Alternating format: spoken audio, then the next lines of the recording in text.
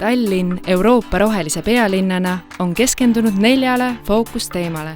Nendest üks, kuidas muuta Tallinn kestlikuks linnaks.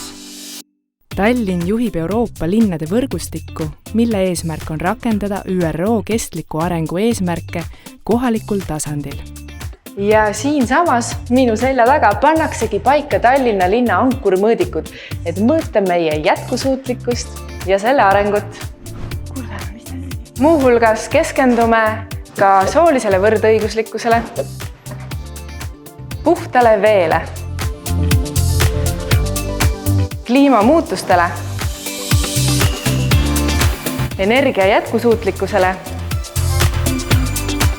ja kestlikutele linnadele. Ja nüüd me viibime Pelguaia kogukonna aias, kus linlased saavad värskes õhus ise näpud mulda panna ja muidugi üksteisega paremini tuttavaks saada. Ikkagi inimesed on need, kes panevad linna elama.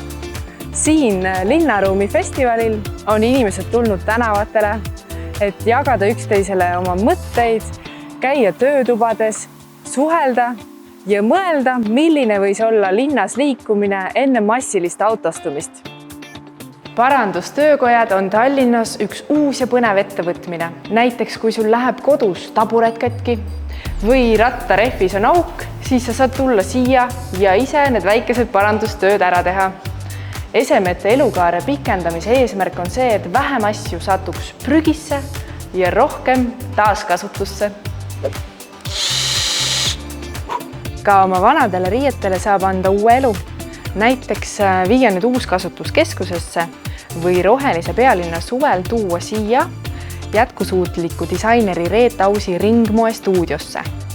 Seega too siia oma kulunud teksad, millest arutatakse sellised vahvad väikesed tükid ja pärast tehakse uued püksid.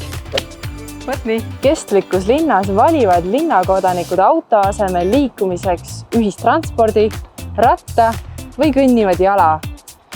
Siin Ülemiste City's katsetataksegi praegu, kuidas saab hakkama üks piirkond autovabana.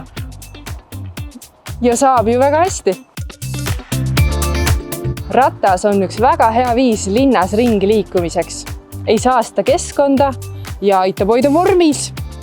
Pealegi värskes õhus liikumine aitab vähendada ka stressi ja aitab toota õnnehormoone. Mugavaid rattateidki tuleb Tallinnasse aina enam juurde. Pealegi autoga sõites jääks kõik see meil muidu nägemata.